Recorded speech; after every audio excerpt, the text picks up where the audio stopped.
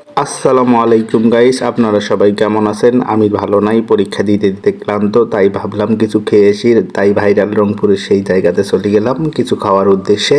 এটা হচ্ছে কোথায় আপনারা সবাই ভালো জানেন, না জানলে আমি বলে দিচ্ছি, সমস্যা নাই। এটা হচ্ছে ডিসির মোড়, অর্থাৎ রংপুর জেলা স্কুলের সামনে যে ভাইরাল জায়গা আছে সেখানে। এখানে অনেক কিছু পাওয়া যায়, তার মধ্যে অন্যতম হচ্ছে লাইভ পিৎজা, ফাস্টফুড এবং যাবতীয় স্ট্রিট ফুড এখানেই পাওয়া যায়।